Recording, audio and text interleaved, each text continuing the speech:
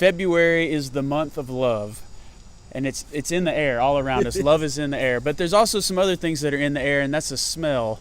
That is not the smell of love, but the smell of skunks. Hey everybody, my name is Michael Shirley from Family Pet Health, joined today by my friend Jim Hooten from Hooten Pest Control. Jim's been taking care of us for going on 15 years now. That's right. And we reached out to him today to talk to us a little bit about how do we prevent skunks and other critters and varmints from kind of coming into our house. And what we want to avoid is interactions between our pets and skunks especially. So if you could just tell us a little bit, maybe your top tips for preventing unwanted interactions between our pets and those skunks. Well, really you need to always monitor your surroundings. I mean, that's just a pretty common thing that you need to do as far as wildlife in general. This is, their territory first, so the most humane thing is, keep your pets on a short leash and just sort of know your surroundings when you go out. If you go out a little bit before you take your pets out, just monitor the area, look for smells, look for signs. They're not truly nocturnal, so they'll come out at twilight and in dusk, so, that's sometimes you'll take your dog out right before you go to bed, so those are key areas where your dogs get sprayed. And even if you've got a fenced in backyard, you need to look for burrows and stuff like that and fill them with bricks or wire or get your fence replaced or whatever you need to do to do what you can to keep them out. And on a day like today, we're an overcast day in February, it's not going to be uncommon maybe for us to see skunks out right now because this is their breeding season. And they could be moving around. Doesn't mean that we've always heard that if a skunk's out during the day that it has rabies, and that's not necessarily the case. That's not. With the growth here in Middle Tennessee and Rutherford County, there's so much excavation, utility work, and stuff like that. Sometimes they may get their den disturbed or whatever. Plus, again, mating season right now, so they'll be out and about. So again, it doesn't necessarily mean that they have rabies if they're out now. They just could be disturbed and moving on. Good. And it's really important to make sure that your pet is vaccinated. It is the law, number one, that your pet is up to date on its rabies vaccination. But there's also some really dire consequences for having an interaction between your pet and a rabid animal. A lot of our skunks do carry rabies in this area, and if your dog kills a skunk and it tests positive for rabies, and your dog's not current on its rabies vaccination, there's a chance it's going to have to be euthanized. And so it's totally preventable by having your being up to date on a rabies vaccination.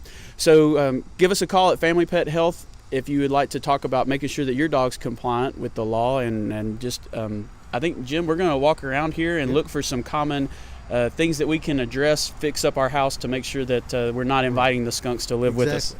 Exclusion is the number one way to get rid of them. Again, they're all around here. I was going down Murfreesboro Road the other day and counted 23 between Murfreesboro and Smyrna, just dead on the side of the road. So they are here, and so just exclusion and knowing your surroundings is the best way to try to avoid getting you or your pet damaged or hurt by skunks. Okay. Well, let's take a look around here just at the office here at Family Pet Health and see what we need to do to fix up our area. All right. So when you have a shed like this, it's got basically an open invitation for any kind of critters to get in. They're going to go in there and den down, and if it's not open like those doors are, they can get underneath the walkway or the ramps that you have underneath there and burrow.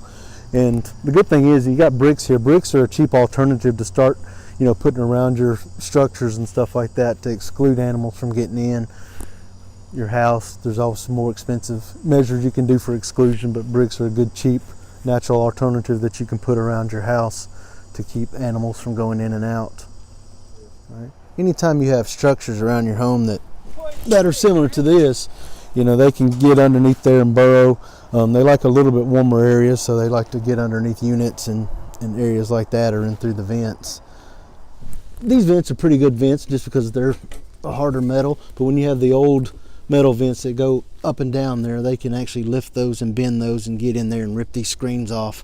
So you want to make sure all your vents are intact and there's no digging around your house, around your unit. All right, here's something for you to look at when you're looking at units and stuff. It might not look like a big gap, but that gap is big enough for skunks and other wildlife to get in and out of your house. And once they get under there, they can actually have full roam underneath your house or in your vents.